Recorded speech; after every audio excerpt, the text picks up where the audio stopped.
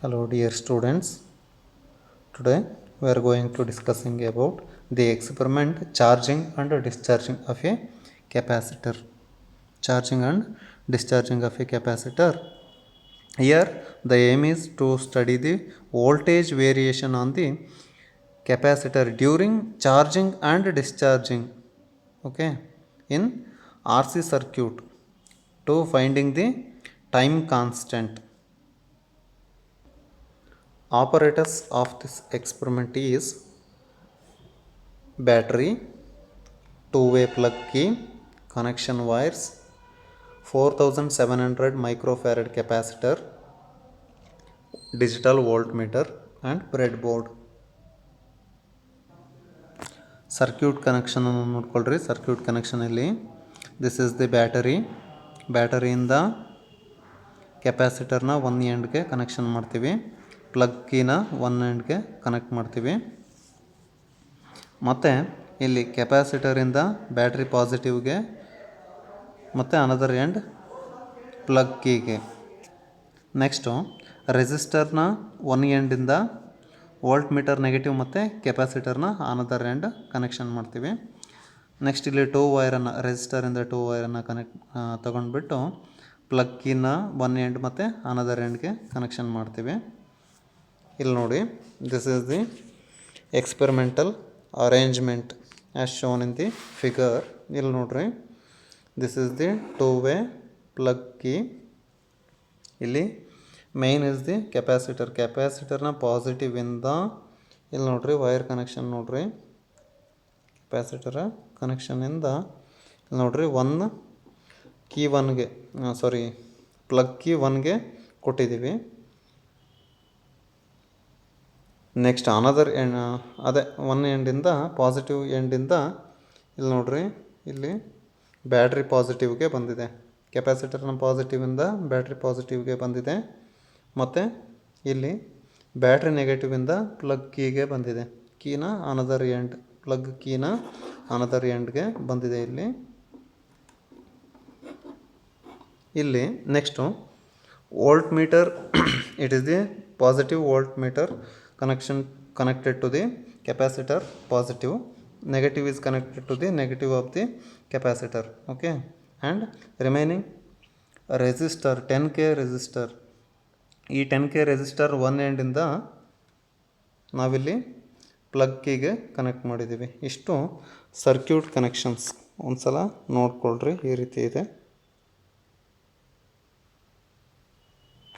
Before going to start the experiment, first ನಾವೇನು ಮಾಡಬೇಕಂದ್ರೆ ಈ ಈ ಕೆಪಾಸಿಟರಲ್ಲಿ ಸ್ಟೋರ್ ಆಗಿರ್ತಕ್ಕಂಥ ಚಾರ್ಜನ್ನು ನ್ಯೂಟ್ರಲ್ ಮಾಡಬೇಕು. ಹೇಗೆ ಅಂತಂದರೆ ಈ ರೀತಿ ಪಾಸಿಟಿವ್ ಎಂಡ್ ಮತ್ತು ನೆಗೆಟಿವ್ ಎಂಡನ್ನು ಕನೆಕ್ಟ್ ಮಾಡಿದ್ರೆ ಇಲ್ಲಿ ಇದರಲ್ಲಿರ್ತಕ್ಕಂಥ ಸ್ಟೋರೇಜ್ ಆಗಿರ್ತಕ್ಕಂಥ ಚಾರ್ಜು ನ್ಯೂಟ್ರಲ್ ಆಗುತ್ತೆ. ಓಕೆ, ಸ್ಟೋರೇಜ್ ಆಗಿರ್ತಕ್ಕಂಥ ಚಾರ್ಜು ನ್ಯೂಟ್ರಲ್ ಆಗುತ್ತೆ. ಇದನ್ನು ನಾವು ಇಲ್ಲಿ ಕನೆಕ್ಟ್ ಮಾಡ್ತೀವಿ. ಕನೆಕ್ಟ್ ಮಾಡಿಬಿಟ್ಟು ಇಲ್ಲಿ ನೋಡಿರಿ, ಪ್ಲಗ್ ಕೀ ಓಪನ್ ಇದೆ. ಪ್ಲಗ್ ಕೀ ಓಪನ್ ಇದ್ದಾಗ ನೋಡಿರಿ ವೋಲ್ಟೇಜು 0 ಇದೆ. ಓಕೆ, 0 ಇದೆ. ಇವಾಗ ನಾನು ಚಾರ್ಜಿಂಗ್ ಮಾಡ್ತೀನಿ. ಚಾರ್ಜಿಂಗ್ ಮಾಡಬೇಕಾದ್ರೆ ಎವ್ರಿ 5 ಸೆಕೆಂಡ್ಸ್ಗೆ ಈ ಟೈಮ್ ಪೀಸಿಂದ ಈ ವೋಲ್ಟೇಜನ್ನು ಕ್ಯಾಲ್ಕುಲೇಟ್ ಮಾಡ್ತಾ ಬರಬೇಕು. ಇಲ್ಲಿ ನೋಡ್ರಿ ಮಾಡಿದ್ದಾರೆ. ಓಕೆ, ಇಲ್ಲಿ ನೋಡ್ರಿ, ಡ್ಯೂರಿಂಗ್ ಚಾರ್ಜಿಂಗ್ ಪ್ರೋಸೆಸ್ ಟೈಮ್ ಪೀಸಿಂದ ಟೈಮನ್ನು ಎವ್ರಿ 5 ಸೆಕೆಂಡ್ಸ್ಗೆ 5, 10, 15, 20, 25 ಈ ರೀತಿ ವೋಲ್ಟ್ಸ್ ಬಂದಿದ್ದನ್ನು ಬರ್ಕೊಳ್ತಾ ಹೋಗ್ತೀವಿ. ಓಕೆ, ಈ ರೀತಿ ಒಂದು ರೀಡಿಂಗ್ಸನ್ನು ತೋರಿಸ್ತೀನಿ ನೋಡಿರಿ. ಒಂದು ಸರ್ಕ್ಯೂಟನ್ನು ಕ್ಲೋಸ್ ಮಾಡ್ತೀನಿ ಇವಾಗ.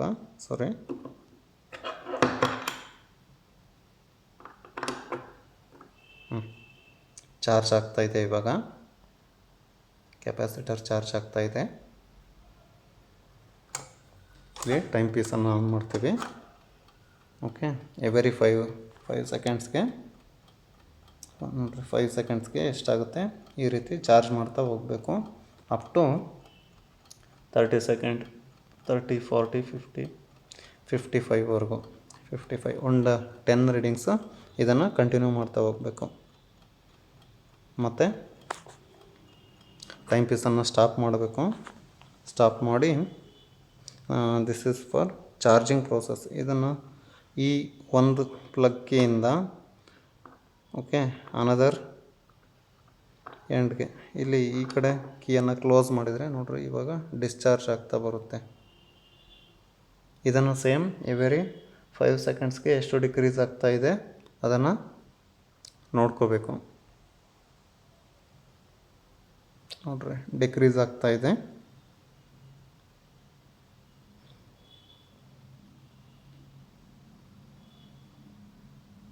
Okay, this is the charging and discharging of A capacitor. Next ಈಗ ಬಂದಿರತಕ್ಕಂಥ ಚಾರ್ಜಿಂಗ್ ಆ್ಯಂಡ್ ಡಿಸ್ಚಾರ್ಜಿಂಗ್ ಏನು ವ್ಯಾಲ್ಯೂಸನ್ನು ನೋಟ್ ಡೌನ್ ಮಾಡ್ಕೊಂಡಿದ್ದೀವಲ್ವಾ, ಇಲ್ಲಿ ಗ್ರಾಫನ್ನು ಪ್ಲಾಟ್ ಮಾಡ್ತೀವಿ. Okay, voltage versus time.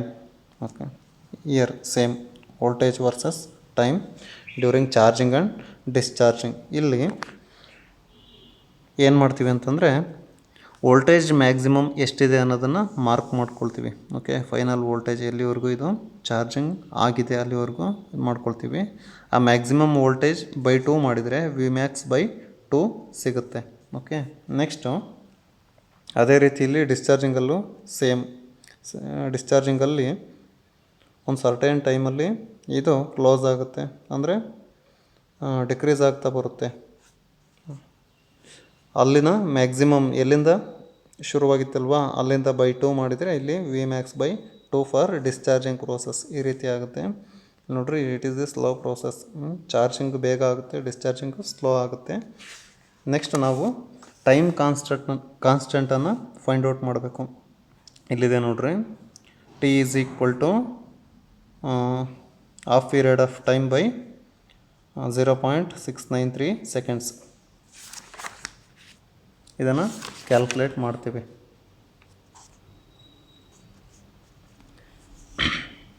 This is for theoretically, this is for ಎಕ್ಸ್ಪೆರಿಮೆಂಟಲಿ.